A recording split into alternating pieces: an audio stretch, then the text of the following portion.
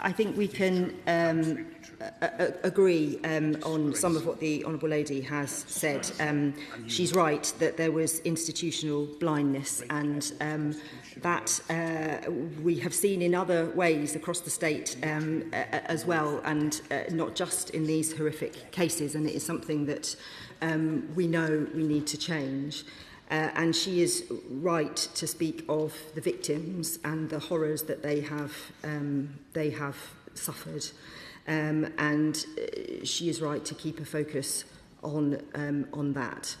I would just gently say on the prison situation that she said that they warned us. I mean, we warned them for very many years about the state of our prison estate and the catastrophic situation that we found when we came into government, where there just simply weren't enough prison places and the whole system was at the point of collapse.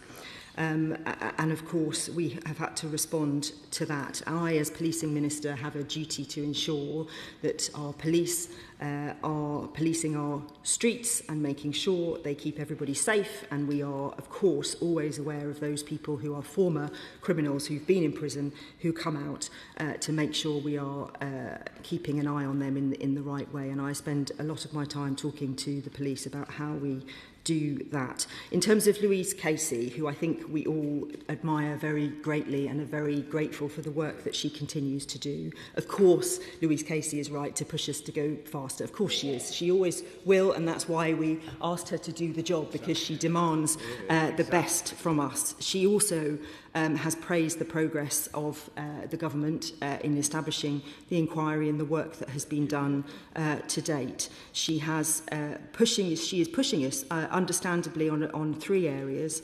around the convictions of the non-child prostitution convictions that people who've been groomed might have been convicted of, Operation Beacon Port having information flows in the right way, and Whitehall sort of taking this with the urgency that it needs to be. On all of those cases, we are going as fast as we can. We are responding to the questions that she has rightly asked, and we are pushing to get all of this work done as quickly as possible. She was very clear the inquiry should be a relatively speedy one. This was one of the challenges of Baroness J, and her inquiry that took many, many, many years, excellent though it was, and so the inquiry will be concluded by 2029. It has £65 million of funding, and we will get to the answers. Thank you, Mr. Speaker. The Spicy Review of 2018 into the handling of widespread sexual exploitation in Newcastle of children and vulnerable adults found a culture which did not, which enabled the exploitation and rape of children and vulnerable adults, and a culture of by not investigating them, and a culture of victim blaming. Now, it also praised Newcastle City Council and Northumbria Police's actions following the investigation. Now, I have repeatedly contacted Northumbria Police to raise issues around child exploitation and to seek reassurances of their actions. Given the Casey Review comments, how can I ensure that Northumbria Police have the resources and support they need to support the victims, identify victims, to believe them, to encourage them to come forward, and a culture of investigation and openness and transparency to reassure my constituents? Minister. Can I thank my honourable friend for the question? Of course, I'm happy to facilitate conversations, but it sounds like the Honourable Lady is already having those conversations. We are working on police culture, as she will know, and things like the Hillsborough Law and some of the other wider work we're doing across government to make sure we have the right openness and transparency and the right culture to be professionally curious and seek out solutions is very important. On the specifics, obviously all of the forces across the country have had an increase in funding this year, and Operation Beacon Port has its own fund of £38 million. So the funding should be there, but of course I'm happy to have further conversations with her about it. Goldman, Liberal Democrat spokesperson. Thank you, Mr. Speaker. It is deeply disheartening to see that a year on from Baroness Casey's audit, that the government has not made greater progress. These victims have already been failed once. They must not be failed again. There have been over 800 recommendations produced by previous inquiries, most of which have not been implemented. We see this over and over again across departments. Inquiry launched, recommendations produced and accepted by the government, and then nothing, while victims continue to suffer. I wholeheartedly support the independent inquiry into grooming gangs, but it must not become an excuse to delay implementing the changes we already know are needed. So will the Minister set out a clear timeline for implementing all of Baroness Casey's recommendations in full? And will the Minister make clear to every organisation with a duty to safeguard children that the hundreds of recommendations from previous inquiries are not nice-to-haves, but must be implemented at pace and without further delay? Minister. Can I thank her for her question? The inquiry led by Anne Longfield will look at previous inquiries and recommendations and bring all of those into their remit, and I would encourage the Honourable Lady to perhaps sit down and talk to Anne Longfield, if she hasn't done already, she has done already, to make sure her concerns in that space are felt.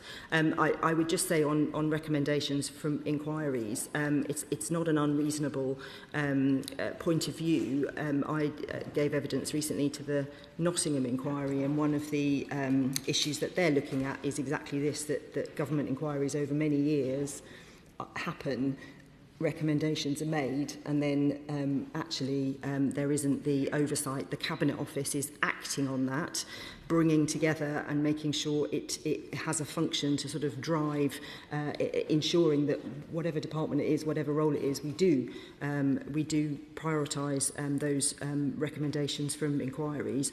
We are making progress on all of the recommendations from Baroness Casey, and I would say we are making good progress. Of course, we need to push as fast as we can. She's right on that. Joanna Baxter. Thank you, Mr. Speaker. Victims and survivors absolutely have to be at the heart of this inquiry. So can the Minister talk to us about how practically they are being put at the centre of this work, what access to support they are being provided with, and what meaningful opportunities they have to shape the outcomes of the inquiry? Minister. Can I thank my right honourable friend? She's absolutely right to highlight the role of victims here and the need for us to be survivor-focused and trauma-informed all the way through, and that is exactly what the inquiry is focused on. They are working on a victims' charter, which they are going to publish very soon, which will set out all the questions that the Honourable Lady has asked in terms of how we will ensure we are both supporting and also hearing the voices of front and centre all those victims who we know weren't listened to for so long. Bob Black. Thank you, Mr. Speaker. I sat on the Housing, Communities and Local Government Select Committee for 14 years, and of course we saw the first expose of the scandals of the grooming gangs, particularly in Rochdale and other places in the north of England. Dame Louise Casey came in front of us, made recommendations which have still not been carried out. So, full power to the Minister to actually make this happen. The sad reality is that, as I understand at the moment, police forces are resisting the collection of ethnicity data and indeed resisting the investigation into those that turned a blind eye to what was going on in terms of grooming gangs. So will the Minister ensure that police forces carry out their duties properly and that those who turned a blind eye to what was going on are actually brought to justice and suffer the consequences of not protecting vulnerable girls? Minister.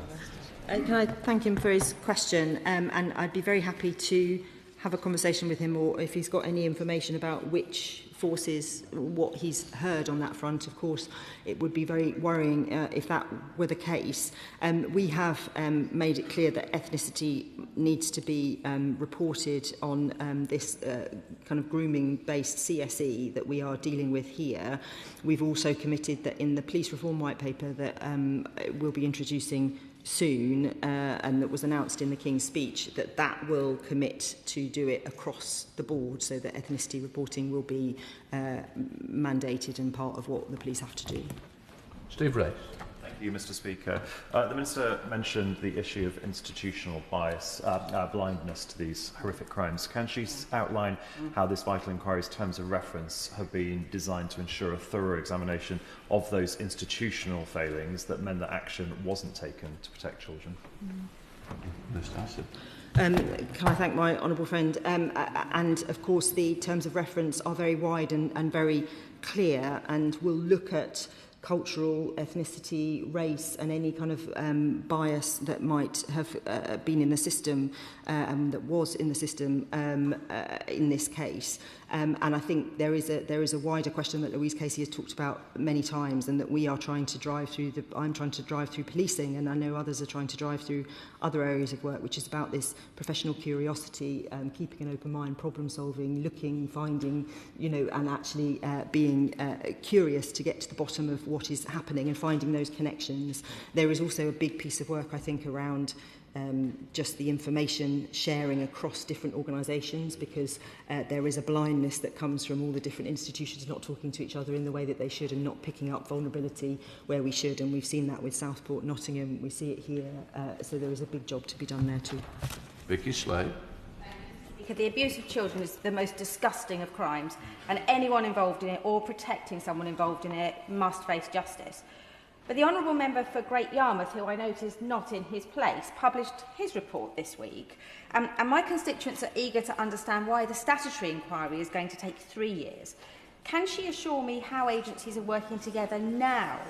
Another 2 years, it's several years. But why is the government-backed inquiry going to take so long? Minister. Can I thank her for her question? The honourable member that she refers to has done a piece of work, and I would welcome the work that he has done, and hope that he will pass on to the police the sort of criminal evidence that he has gathered, and pass on to the inquiry any evidence that he has gathered. This is a independent statutory inquiry. It is a very different thing. It will be absolutely ruthless in making sure we can outline every single part of what has gone wrong here, and learn every single lesson that we have to learn. It is a completely different thing. What I would say is that statutory inquiries of this nature have in the past taken years and years, and Louise Casey was very clear that she wanted it to be time limited, and so we have said we want it finished, which is unusual in an inquiry, and there are some inquiries from the previous government set up that are still ongoing now. So it will be done by 2029, but it is a completely different piece of work. It will be enormously thorough, and it will get to the bottom of what happened, and bring us, the answers that I know victims and the whole of the country want to see. Thank you, Mr. Speaker. The grooming gangs represent the most profound betrayal against some of the most vulnerable people in our society, and the victims were failed by the very institutions that should have protected them. Justice was denied whilst perpetrators escaped accountability. The vile individuals who systematically groomed, abused and violated these girls must face full force of the law. Can the Minister provide an update on how Operation Beaconport, and explain how its work is helping to identify offenders, secure justice for victims and strengthen the national response to tackling these heinous crimes? Minister. Can I thank my honourable friend for the question? Operation Beaconport is being led by the National Crime Agency, which is the very best of our serious organised crime operators, and we are treating this as we would treat serious organised crime, which is what it is. We're treating it with the very utmost seriousness. The NCA are working with local police forces around the country to do reviews of closed cases. They made an announcement yesterday that honourable members can see online about reopening cases, and they are funded this year with £38 million, which is a very substantial amount of money, which will enable them to uncover, go back over and reopen cases where they feel that there is injustice has been done, and that actually these cases need to be opened again. Finlay. For the inquiry to secure justice for victims and survivors in Wales, it's essential that it fully understands the devolved context of Wales and the various lines of accountability that arise from it. One way to achieve that would be for Wales to receive a specific investigation as one of the inquiry's designated local areas. Can I ask whether the Minister can consider that? Minister. Well, as the honourable gentleman knows, the inquiry is entirely independent, and it's not for us to say where it should lead. What I would say is that I know that the inquiry are going to be announcing shortly the first branch of areas that they will be going to, so he will be able to see at least the first stage of those areas soon. Patricia Ferguson. Thank you, Mr. Speaker. I wonder if the Minister could advise if she believes that the inquiry has the appropriate powers and also the flexibility to allow it to follow the evidence wherever it needs, so that the recommendations can then drive lasting improvements in safeguarding and child protection. And can she advise if she is in dialogue with the Scottish Government on these matters too? Minister. Thank her for her question. She can be reassured that this inquiry has all the powers that it needs to go without fear or favour to find the answers that we all seek. This issue is too important for us not to have ensured that, so we absolutely have. And I know that my colleague, the Minister for Safeguarding, will be in contact with her counterparts in the Scottish Government to make sure we are joined up in our approach. Tesselman. Thank you, Mr. Speaker. Can I echo the comments about how disgusting these particular crimes are? Lady Casey identifies the government's quashing of convictions has failed to take account of the whole picture. So quashing convictions for underage prostitution is laudable, but there are other convictions like possessing drugs given to those who are abused by their abusers or carrying them under coercion. The Minister referred to professional curiosity. I wondered if she could encourage people around her to engage exactly that and to look further than just the very first conviction, the main conviction, and to sort this out. Can I thank her for the question? As she says, we have quashed convictions for people under 18 who were tried for prostitution. That was a very important part of this picture. And Louise Casey is suggesting that we go further. At the moment, victims can apply. They can come in and apply, and I think she wants a more proactive response. So we are working on more active guidance for victims. Ms. Bloor. Mr. Speaker, can I thank the Minister for her response and for her reassurance that this inquiry will have the powers to go wherever and to whomever it needs to get the answers for the families in Redditch and other areas affected by these heinous crimes. Can I ask her, when the initial set of inquiries are announced, if areas that we represent are not included but we still want to persist and ensure that our families get the justice that they required, how am I best placed to do that via the department and via her? Minister. Can I thank him for the question? As I said, the inquiry is independent of government, and that's right and proper. What I would suggest is that he speaks to Anne Longfield, who is leading this work, or her panel.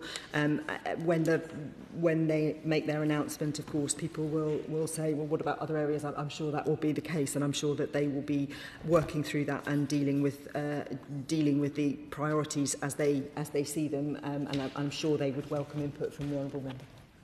This is the public record. You have just watched part of today's urgent question on progress since the Casey review. Let me summarise what was confirmed and what was not. Confirmed, the independent statutory inquiry into grooming gangs was formally established in April. The Minister confirmed it will conclude by 2029 with £65 million of funding. Confirmed, the law has been changed to remove ambiguity around whether 13 to 16-year-olds can be considered to have consented to sex. Confirmed, Operation Beaconport, a National Crime Agency operation reviewing closed cases, has £38 million of funding this year. Confirmed, the government will mandate ethnicity data reporting by police forces through an upcoming police reform white paper. The Minister acknowledged some police forces have resisted collecting this data. What was raised, but not directly addressed, a constituents' account that some convicted offenders have already been released early, with others due for release. What was raised, but not directly addressed, Why the government's statutory inquiry will take until 2029, 3 years longer than an independent report on the same subject completed and published this week. The Minister described the two pieces of work as, in her words, a completely different thing. She did not give a specific reason for the difference in timeline. These are the facts as confirmed in Parliament today. This is the public record. New analysis every week, what Parliament says and what the numbers actually show. Subscribe if you want the full picture.